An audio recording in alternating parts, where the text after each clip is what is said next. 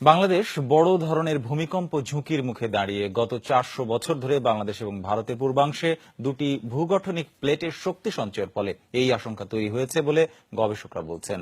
৮ থেকে ৯ মাত্রার ভূমিকম্পে লণ্ডভণ্ড হয়ে যেতে পারে রাজধানী ঢাকা, চট্টগ্রাম এবং সিলেট। বাংলাদেশ সহ ৩ দেশের একদল গবেষক এমন আশঙ্কার কথা জানিয়েছেন নেচার জিও সায়েন্স জার্নালে। দীর্ঘ সময় ধরে মাটির অনেক গভীরে সঞ্চিত হতে থাকা শক্তির ফল হল ভূমিকম্প। ইন্ডিয়ান, ইউরেশিয়ান এবং বার্মা এই ৩টি গতিশীল প্লেটের সংযোগস্থলে অবস্থিত বাংলাদেশ সবসময় ভূমিকম্প ঝুঁকিপূর্ণ। এ সংক্রান্ত নতুন একটি গবেষণা প্রতিবেদন প্রকাশিত হয়েছে যুক্তরাজ্য ভিত্তিক বিজ্ঞান সাময়িকী জিও নেচার সায়েন্সের। যুক্তরাষ্ট্র ও সিঙ্গাপুরের সাথে গবেষক দলে ছিলেন ঢাকা বিশ্ববিদ্যালয়ের একজন শিক্ষকও। পার্বত্য চট্টগ্রামে, যেখানে পূর্ব পশ্চিমে ২৫০ কিলোমিটার এবং উত্তর দক্ষিণে, যেটা চিটাং থেকে শুরু করে সিলেট পর্যন্ত নিচে প্রচুর পরিমাণে শক্তি সঞ্চিত হয়ে রয়েছে। আমাদের মডেলে আমরা দেখেছি যেখানে ৮.২ থেকে ৯ মাত্রার ভূমিকম্প এখানে সৃষ্টি হওয়ার মতো শক্তি রয়েছে।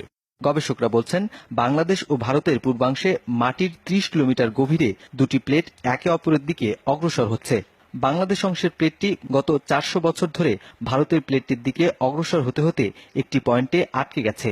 সেখানে যে শক্তি সঞ্চিত হয়েছে তাতে করে ৯ মাত্রার বড় ভূমিকম্প ঘটার শঙ্কা করছেন গবেষকরা। কারণ ওই শক্তি বের হবার অনিবার্য উপায় হচ্ছে ভূমিকম্প। ওই বেল্টের কাছাকাছি আমাদের যত গ্যাস ফিল্ড, প্রাকৃতিক যে গ্যাস ফিল্ডগুলা এবং যত হেভি ইন্ডাস্ট্রি, দেন ইলেকট্রিক পাওয়ার প্ল্যান্ট, দেন আশুগঞ্জ স্থাপনাগুলো এখানে রয়েছে। এখন যদি বড় ভূমিকম্প হয় তাহলে এইগুলা ধ্বংস হওয়ার সম্ভাবনা খুবই বেশি। ঢাকার উপরেও এটার বিরাট একটা প্রভাব সৃষ্টি হবে। গবেষকদের শঙ্কা, সভ্যতা ধ্বংসকারী হতে পারে এই ভূমিকম্প, যাতে নিশ্চিহ্ন হবে পাহাড় পর্বত, গতিপথ পরিবর্তিত হবে নদ নদীর। তবে কবে হতে পারে এমন প্রলয়, তার পূর্বাভাস দেওয়ার প্রযুক্তি নেই বলে জানান গবেষকরা। আশঙ্কার কথা হচ্ছে, যত সময় নেবে ভূমিকম্পটি, ততই শক্তিশালী হবে তা। নুনবী সরকার, যমুনা নিউজ, ঢাকা।